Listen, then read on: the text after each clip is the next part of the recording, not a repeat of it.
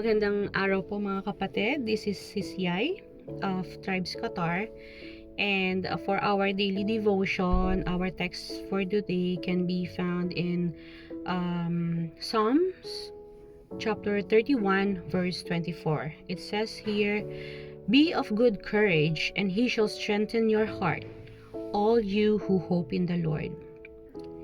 David encourages us not to be afraid whenever we face trouble, that we must put our trust in the Lord dahil alam niya na maaasahan natin ang ating Diyos. That the Lord will strengthen us and will deliver us because our hope is in Him. Marami pong karakter sa Biblia na nagpakita ng tapang on defending their faith.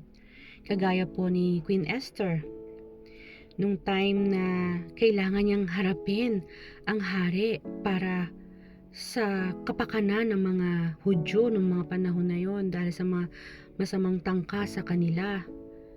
Buong tapang niyang hinarap ito, ang hari, at ang sabi niya, if I perish, I perish.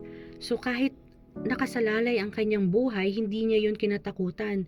At dahil sa kanyang katapangang ito, ang buong angkan ng mga Hudyong yon ay na-spare.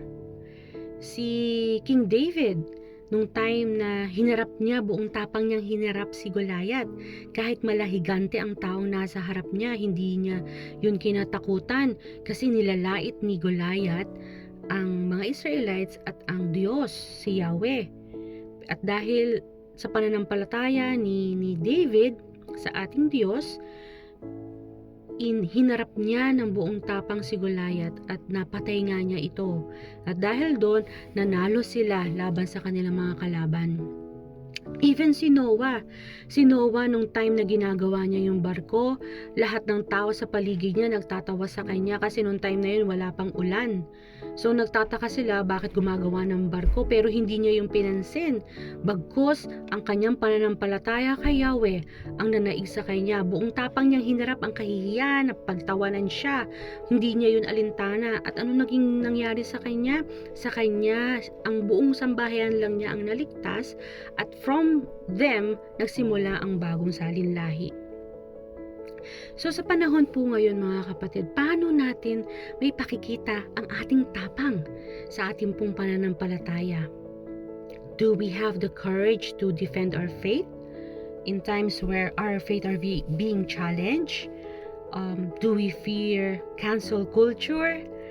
Do we fear rejection? Yung pagtatawanan ka, yung iiwasan ka, yung intentionally na i-out of place ka nila kasi you seem so different from them. Hindi ka naaayon sa norm ng society nowadays. Ngayon napasama na yung mundo. How would you be able to defend your faith?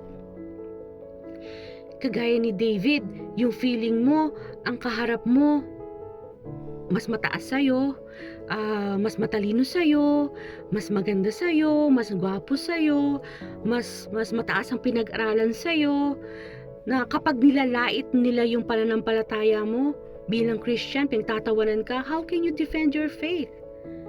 Brethren, we should know who we are in Christ. Tandaan natin that we have the truth. And we should understand why God put you to that place. A place exactly where you are right now. We are the light and salt of the world.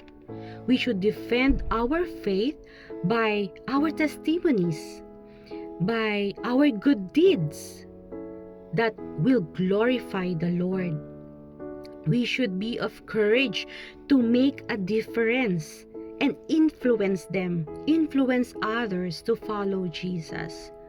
We should speak for what we believe in, bearing the fruit of the Spirit with love and grace. We should not be afraid because Jesus Christ is with us and is for us. He will strengthen us because our faith and hope is in Him. We are not pleaser of man, but of God. Kaya mga kapatid, magpakatatag tayo at lakasan natin ang ating loob. Patuloy tayong magtiwala sa ating Panginoon because He is worthy of our trust. Again, iiwanan ko po ang salitang ng Diyos sa inyo ngayon na be of courage and He shall strengthen us, all of us who put our hope in the Lord Jesus Christ. God bless everyone. To God be the glory po.